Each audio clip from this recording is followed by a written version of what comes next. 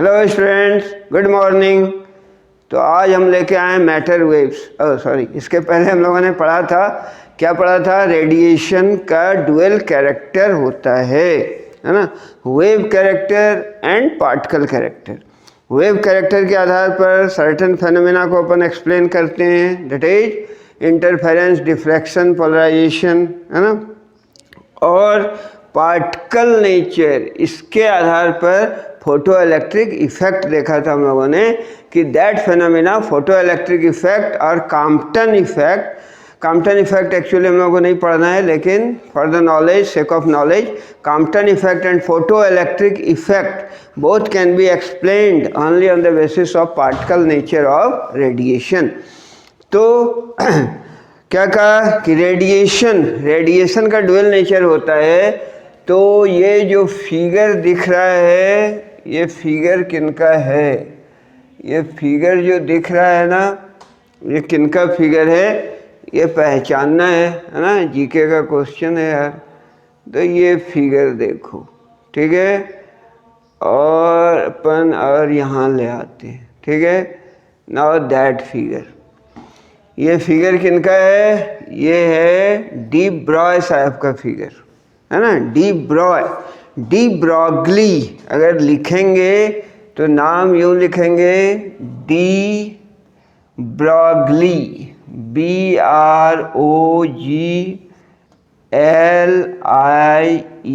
De Broglie, in the year of 1924।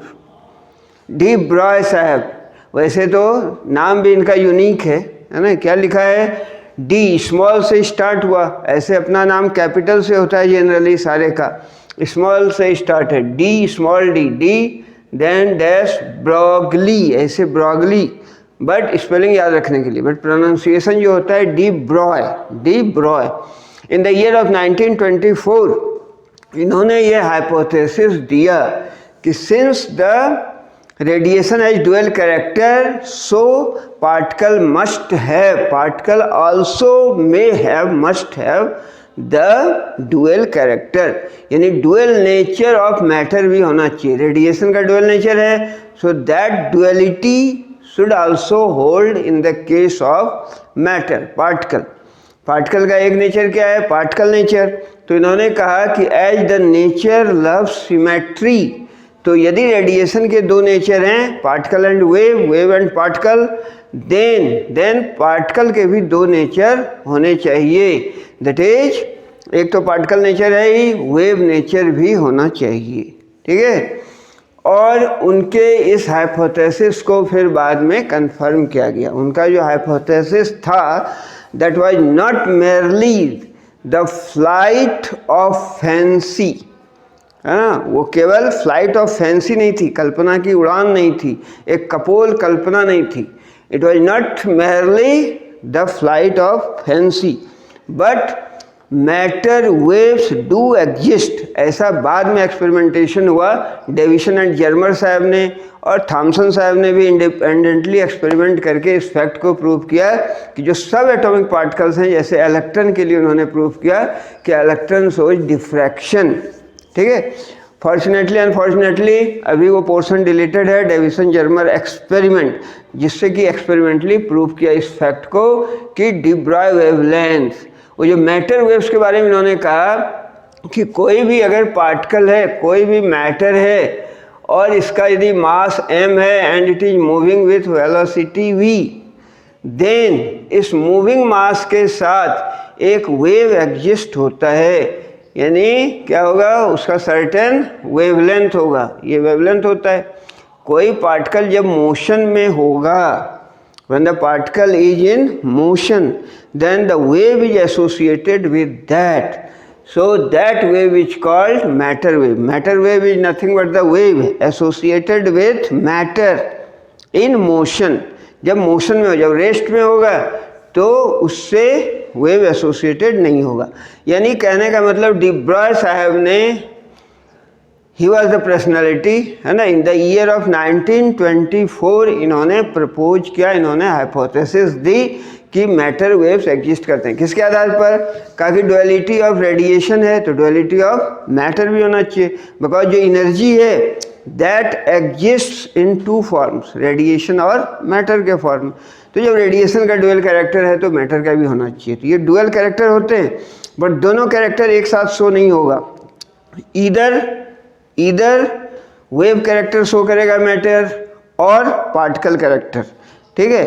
तो इधर और होगा, दिस दैट साइमल्टेनियसली नहीं होगा। एक ही साथ मैटर वेव यानी मैटर वेव कैरेक्टर शो करेगा एंड पार्टिकल कैरेक्टर साइमल्टेनियसली नहीं होगा, ठीक है। जब वेव कैरेक्टर शो कर रहा है तो वेव कैरेक्टर, जब पार्टिकल कैरेक्टर शो कर रहा है तो particle character.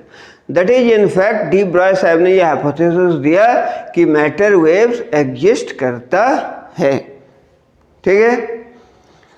Raps it's clear.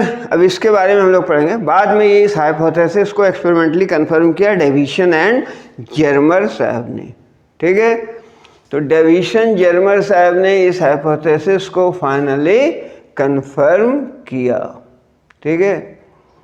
तो चलिए बाद में इसको देखेंगे, है ना। डेविसन जर्मर साहब ने फाइनली बाद में इस फैक्ट को कंफर्म किया, ठीक है। तो मैटर वेव्स को इसलिए बोला जाता है, मैटर वेव्स को डी ब्रॉय वेव्स भी बोला जाता है। Matter waves is also called de Broglie waves, ठीक है। और चलिए हम लोग स्टार्ट करते हैं। तो ये हो गया डी ब्रॉय साहब का नाम, उनके सम्मान में, है ना। मैटर वेव का नाम है डी ब्रॉय वेव्स और मैटर वेव, क्लियर।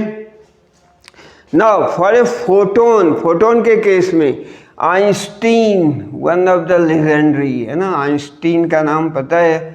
आइंस्टीन साहब ने एनर्जी मास इक्विवेलेंस रिलेशन दिया। आइंस्टीन, ठीक है। Einstein energy mass equivalence relation, ये आइंस्टीन साहब ने दिया, पता है अपने को। That is E is equal to mc square. Albert Einstein इन्होंने इक्वेशन दिया E is equal to mc square, where E is energy, m is the mass, c is the speed of light in vacuum. यानी किसी भी मास को यदि completely destroy कर दिया जाए तो how much energy we will get, तो अपने को कितनी एनर्जी मिलेगी? E is equal to mc square, है ना। m उस मास का मास, उस बॉडी का मास पुट करो, स्पीड ऑफ लाइट पुट करो, स्क्वायर करो, that much energy we will have, ठीक है। तो this is called, this relation बहुत फेमस रिलेशन है, this is called energy mass equivalence relation, clear. E is equal to mc square. अब radiation के case में देखते हैं। रेडिएशन हम लोग देख चुके हैं इसके पहले, फोटो इलेक्ट्रिक इफेक्ट में एनर्जी कितनी होती है रेडिएशन की? h nu. So h nu is equal to mc square, clear.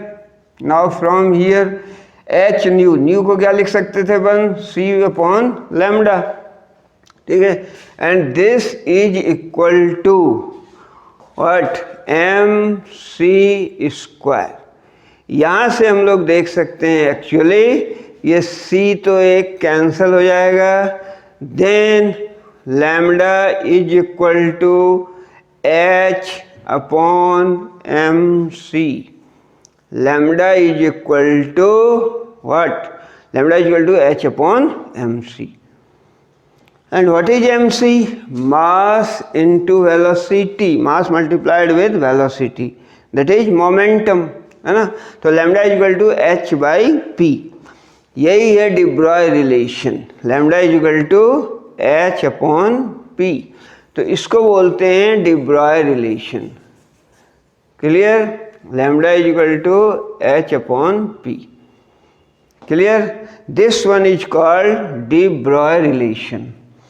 या इसको लिख सकते हैं अपन mc is equal to what? Momentum, that is lambda is equal to h upon momentum, where h is Planck's constant, So this relation is in fact called de Broglie equation. de Broglie spelling याद रखने के लिए Broglie बोल सकते हो, कुछ लोग pronunciation ऐसा भी करते हैं ब्रॉगली, बट जो एग्जैक्ट प्रोनाउंसिएशन है that is de Broglie. So this relation is called de Broglie relation and the wavelength, that wavelength is called de Broglie wavelength. ठीक है, यानी कहने का ये मतलब हुआ कि whenever the object is in motion, जब ऑब्जेक्ट मोशन में होगा तो मोमेंटम होगा, है ना. So lambda this is inversely proportional to momentum. So whenever the particle is in motion, momentum कब होगा, मास इनटू वेलोसिटी. जब पार्टिकल मोशन में होगा तो उसके साथ वेव एसोसिएट होगा एंड उस वेव का जो वेवलेंथ है that is given by lambda equal to h/p. Actually ये फोटोन के लिए निकाला अपन ने, है ना. किसके लिए, फोटोन के लिए. बट ये बोला गया या देखा गया बाद में कि what ever is correct for photon this is correct for all particles. और इसको एक्सपेरिमेंटली प्रूव किया डेविसन जर्मर साहब ने. डेविसन जर्मर एक्सपेरिमेंट जो कि फ़िलहाल हम लोग अभी नहीं देखेंगे, ओमिटेड है, बाद में टाइम फिनिश करने के बाद इसको तब हम लोग देख सकते हैं, है ना. तो डेविसन एंड जर्मर एक्सपेरिमेंट, नाम तो जानना चाहिए, डेविसन एंड जर्मर एक्सपेरिमेंट. इन्होंने इलेक्ट्रॉन के केस में ये एक्सपेरिमेंट किया और ये बताया कि इलेक्ट्रॉन का डिफ्रैक्शन होता है and diffraction is the phenomena associated with wave. यानी इलेक्ट्रॉन जब मोशन में है डिफ्रैक्शन शो कर रहा है, मीन्स कि इलेक्ट्रॉन जब मोशन में है तो उसके साथ वेव एसोसिएट है, यानी मैटर वेव्स एग्जिस्ट करता है. ठीक है, तो फोटोन के लिए सही है तो सारे पार्टिकल्स के लिए सही है. इनफैक्ट सब एटॉमिक पार्टिकल्स में ये इजीली या रेडली इसको क्या ऑब्जर्व किया जा सकता है. जैसे इलेक्ट्रॉन है, प्रोटॉन है, न्यूट्रॉन है. जो हैवियर बॉडी हैं तो वहाँ देखो इसके मास ज़्यादा होगा उसका, इसलिए वेवलेंथ बहुत बहुत कम होगा, है ना. तो इसको एक्चुअली सब atomic particle that is fundamental particles जो है इलेक्ट्रॉन के केस में इसको प्रूफ किया गया कि हाँ ऐसा होता है और ये वेव नेचर शो करता है. और उसके आधार पर इलेक्ट्रॉन माइक्रोस्कोप बना है, पता है, इलेक्ट्रॉन माइक्रोस्कोप, जिसका कि मैग्नीफाइंग पावर काफ़ी ज़्यादा होता है ना. तो ये सब हम लोग यहाँ डिस्कस कर रहे हैं. चलिए इस पार्ट को हटाते हैं. So this is called de Broglie relation. ये कहलाता है de Broglie relation. Clear, what is de Broglie relation, lambda equal to h/p. तो यहाँ से हम लोग देख सकते हैं कि LHS is the attribute to wave nature of light. Wavelength किसका होता है, वेव का. So LHS is attribute to wave nature of light, where RHS momentum है. This is attribute to what, particle nature. And this relation actually de Broglie relation relates these two attributes, that is wave nature and particle nature. इस relation में भी देख रहा है wavelength lambda, p momentum किसके साथ associate होगा, particle के साथ. So this relation itself shows the duality of matter, dual nature of matter, that is matter behaves as a wave and also behaves as a particle under suitable condition. ठीक है. Now इस relation को हम लोग थोड़ा explain करते हैं. Now this one is given as lambda is equal to h/p. What is lambda, lambda is equal to h/p. ठीक है.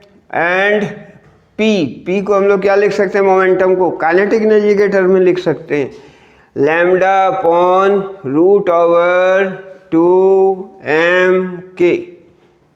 ठीक है, मिथिलेश कुमार हो गया. mk mass into kinetic energy. ठीक है, मोमेंटम इक्वल टू लिखते हैं ना फिर रूट ओवर 2mk. ठीक है. And this is also equal to lambda upon, actually straight line होना चाहिए, lambda upon root over 2mk के चार्ज इनटू पोटेंशियल V. ठीक है, इसको डिफरेंटली ऐसे एक्सप्रेस करते हैं. ठीक है. अगर समझ में आया तो ठीक है, नहीं तो हम लोग फिर इसको यहाँ से लिखते हैं।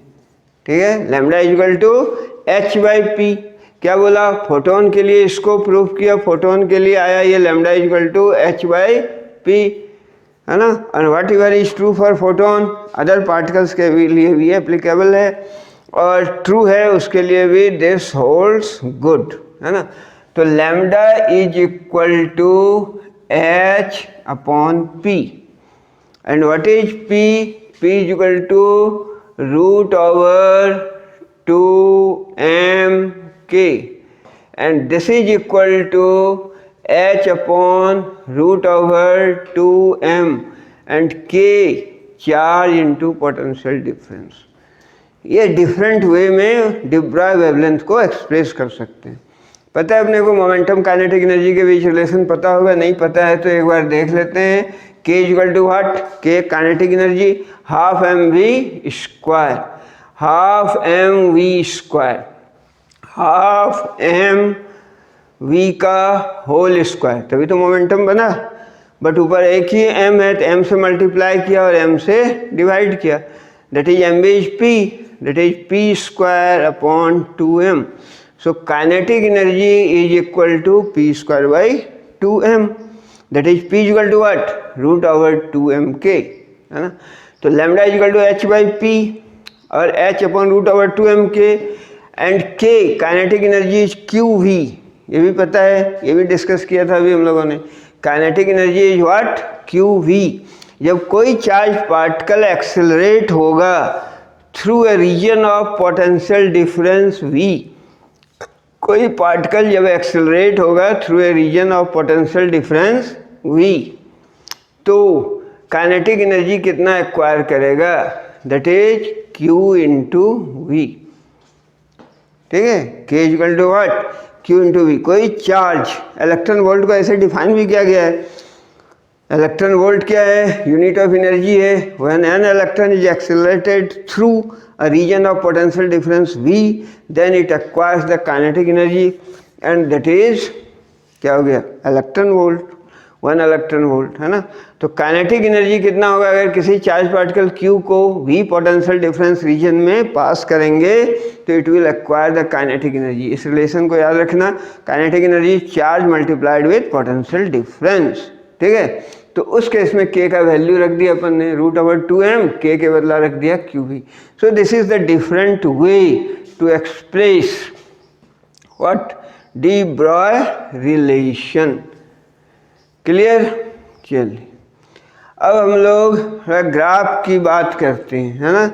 ग्राफ, अगर लैम्डा पी को ग्राफ देखें तो इस साइड ले लिया हम लोगों ने लैम्डा एंड दिस साइड ले लिया मोमेंटम, तो lambda is inversely proportional to momentum दिख रहा है, तो रिलेशन कैसा होगा, this, that is rectangular hyperbola मिलेगा, rectangular hyperbola. Lambda is inversely proportional to p। और अगर लैम्डा एंड 1/p के बीच रिलेशन देखेंगे, लैम्डा एंड 1/p के बीच, तो कैसा रिलेशन आएगा।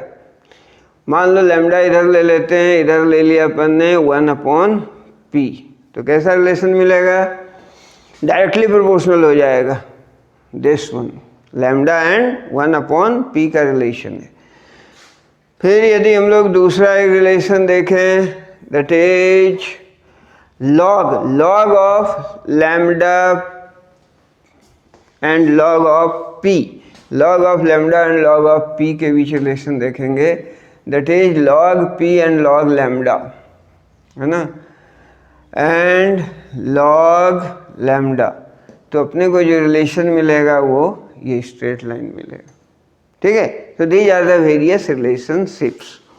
तो ये बातें हम लोगों ने देखी कि मैटर वेव्स एग्जिस्ट करते हैं, बड़ा सिंपल बातें हैं। इसमें डेविसन जर्मर एक्सपेरिमेंट था, पहले भी बोला गया था एक्सपेरिमेंटेशन पर ज़्यादा फोकस नहीं करना है, इसके आउटकम पर फोकस करना है, तो वो हम लोगों ने देख लिया। एक्चुअली एक्सपेरिमेंटेशन अभी नहीं देखेंगे, हम लोग बाद में देखेंगे। So this relation is called de Broglie wavelength relation है, डी ब्रॉय वेव्स कहते हैं। मैटर वेव्स को डी ब्रॉय वेव्स भी बोला जाता है। ठीक है, सो दिस इज क्लियर, ये पूरा पता है अपने को, हो गया क्लियर। अब हम लोग क्या करते हैं, इलेक्ट्रॉन के लिए निकालते हैं। इलेक्ट्रॉन के लिए क्या होगा, डी ब्रॉय वेवलेंथ, ठीक है। और यह यहाँ से देख लें अपन एक रिलेशन और, लैम्डा इज इक्वल टू क्या था, h upon m v, h upon p, ठीक है।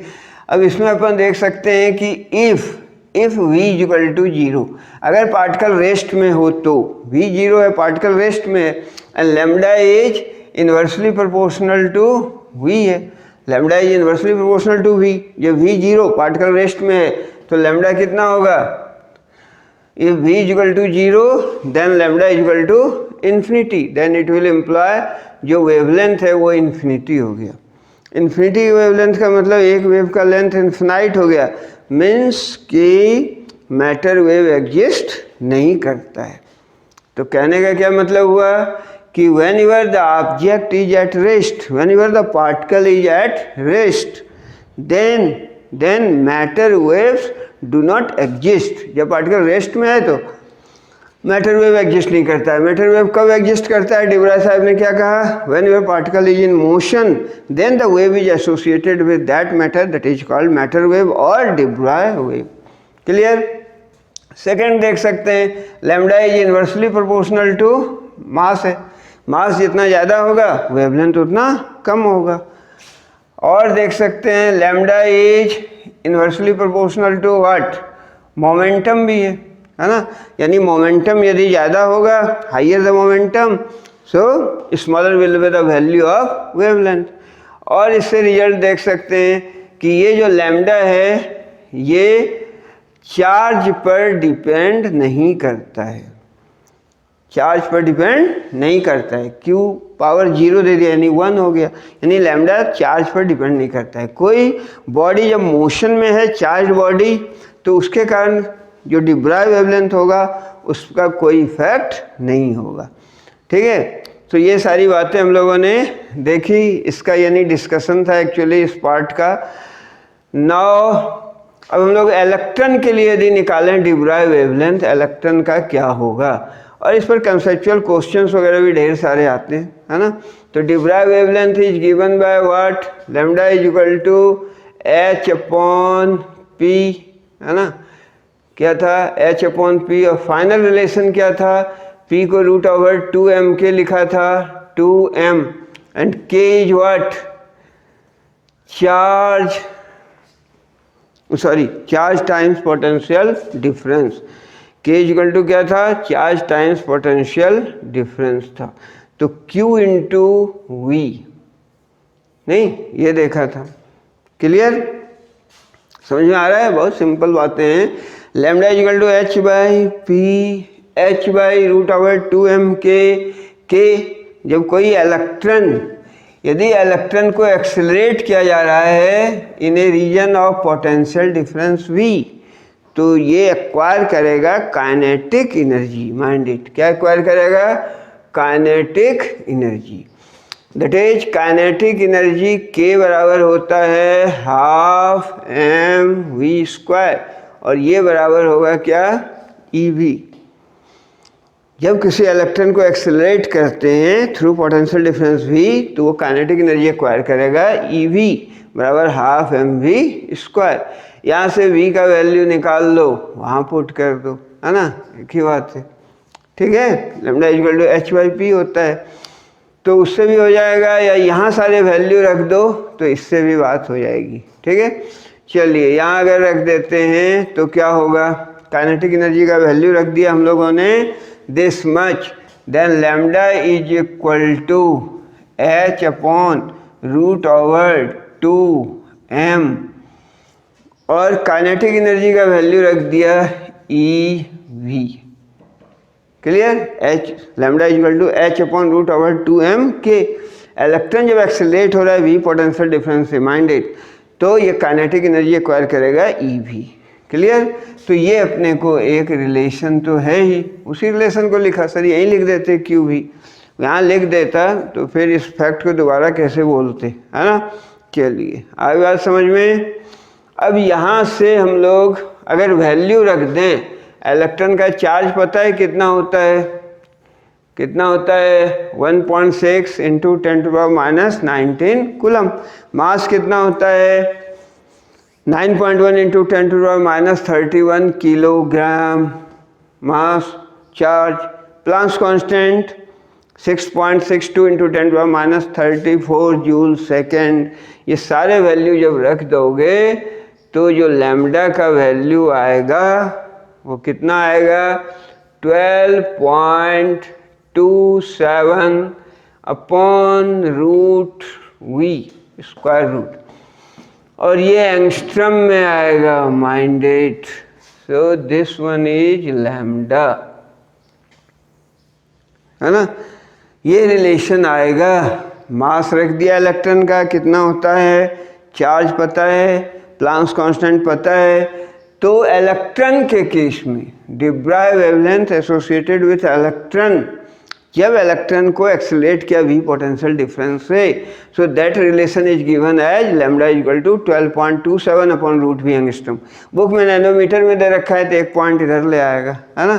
तो जैसे हो इसको थोड़ा याद रखना है अपने को, 12.27 अपॉन रूट वी एंगस्ट्रॉम। क्योंकि एक नंबर के सवाल आते हैं, मान लो कोई इलेक्ट्रॉन है उसको v वोल्ट से कर रहा था एक्सेलरेट, अब क्या किया 100 वोल्ट से उसको एक्सेलरेट कर रहे हैं। मानो किसी इलेक्ट्रॉन को 100 वोल्ट से एक्सेलरेट किया तो डिब्रा वेवलेंथ कितना होगा एसोसिएटेड विथ इलेक्ट्रॉन, निकल जाएगा 100, इसलिए 100 बोल रहा हूँ, स्क्वायर रूट निकल जाएगा 10, तो 1.227 एंगस्ट्रॉम हो जाएगा, है ना। इसी तरह देगा स्क्वायर रूट का, मानो 25 दे दिया, स्क्वायर रूट निकल गया, लेकिन जनरली 10 वाला ज़्यादा सिंपल है, केवल 0 कर देना है ना।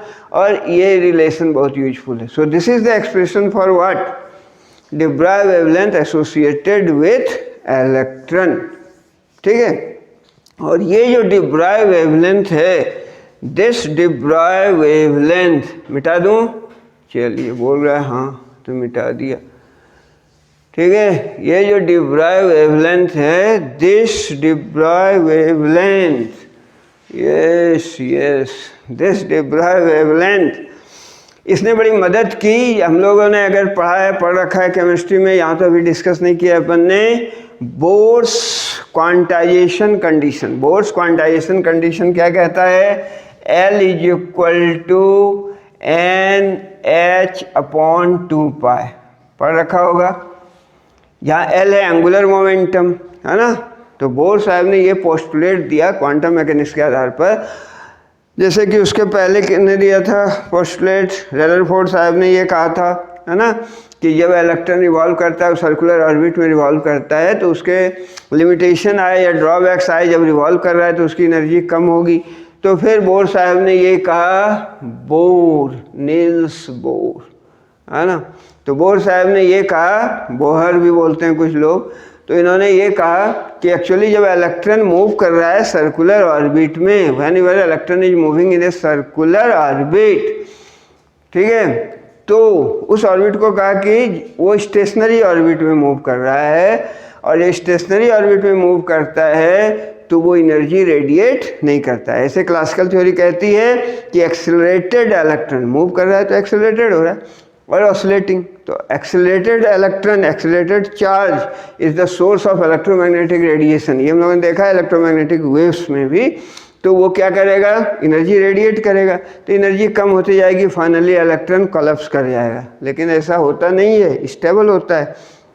तो उसको बोर साहब ने ये कहा कि स्टेशनरी ऑर्बिट में मूव करता है, इलेक्ट्रॉन सारे ऑर्बिट में मूव नहीं करता है, only in the permitted stationery orbit. और वो ऑर्बिट क्या होगा, उसके लिए कंडीशन सेटिस्फाई होना चाहिए, जिसको बोर सेकंड पोस्टुलेट कहते हैं और क्वांटाइजेशन कंडीशन कहते हैं। क्वांटाइजेशन कंडीशन, ठीक है, जहाँ n क्या है, n है प्रिंसिपल क्वांटम नंबर।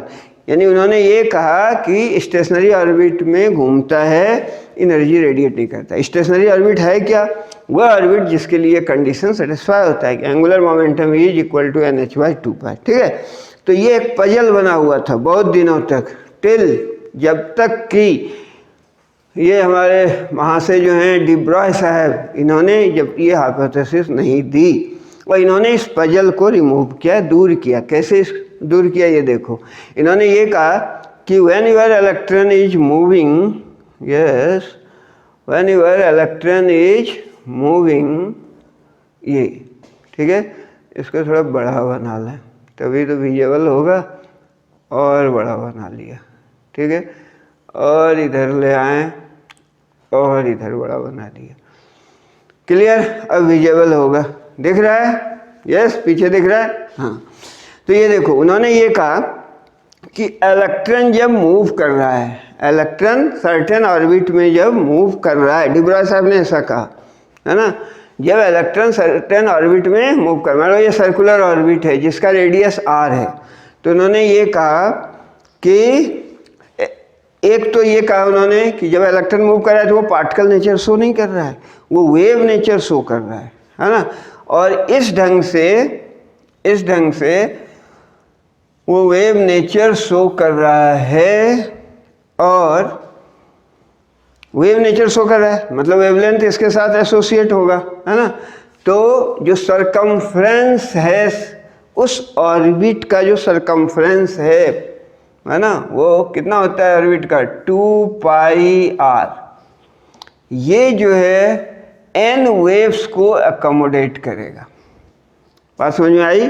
उन्होंने कहा कि जब इलेक्ट्रॉन रिवॉल्व कर रहा है ना, तो ये वेव नेचर शो कर रहा है, तो इसके साथ वेव्स एसोसिएट होंगे, है ना। जैसे यहाँ दिख रहा है 1, यहाँ से गिनती शुरू करें, 1 2 3 4 5 6 वेव्स हैं, तो यानी 6 लैम्डा, इसका जो पेरीमीटर है दैट इज 2πr, ये बराबर होगा 6 लैम्डा, n लैम्डा की। बात समझ में आई? कहा कि जब इलेक्ट्रॉन रिवॉल्व कर रहा है ना, तो वो वेव नेचर शो कर रहा है, और उस वेव का कितने वेव्स होंगे उसमें, तो 6n लैम्डा, n जो वेव्स होंगे उसका वेवलेंथ कितना होगा, n लैम्डा होगा, और ये बराबर होगा उसके सरकमफ्रेंस की, ठीक है।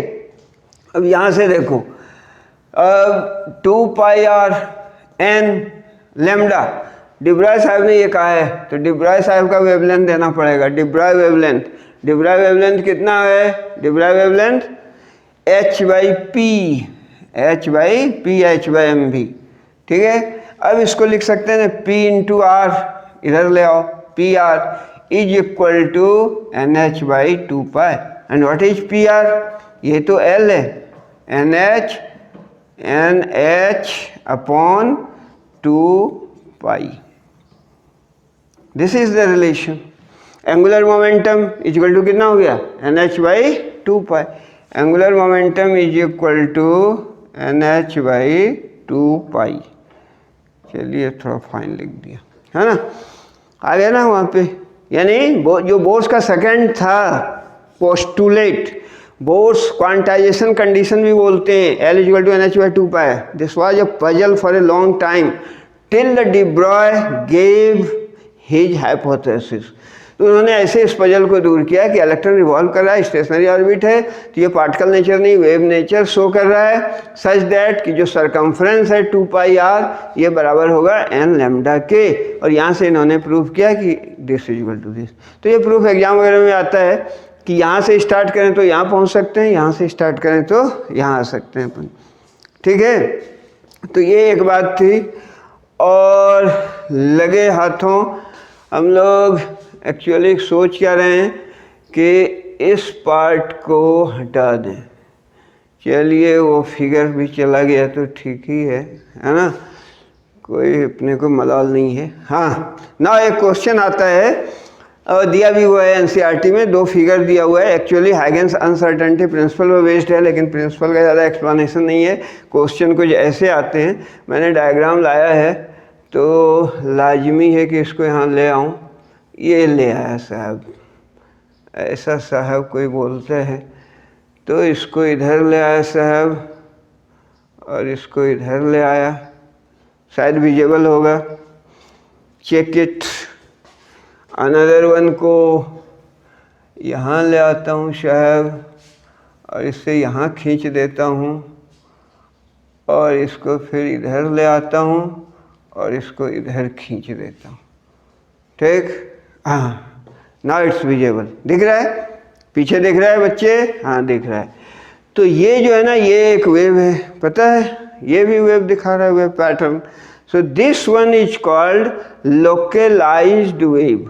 Mind it. इसको क्या बोलते हैं? सी है, localized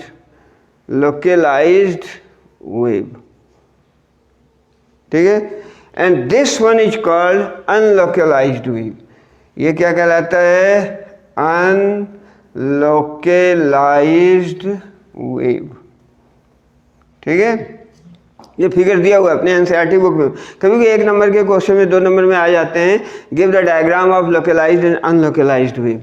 तो ये लोकलाइज्ड वेव है। यहाँ देखो वेवलेंथ ये बढ़ रहा है घट रहा है, सही है, लेकिन यहीं तक है। उसके बाद वेव्स क्या हो रहा है? डैम्प मोशन है ना, वेव डाई कर रहा है, तो यहीं तक वेव लोकलाइज्ड है। ठीक है? यहाँ पर क्या है? वेव एक्सटेंड कर रहा है इन्फिनिटी तक, है ना, तो अनलोकलाइज्ड वेव है।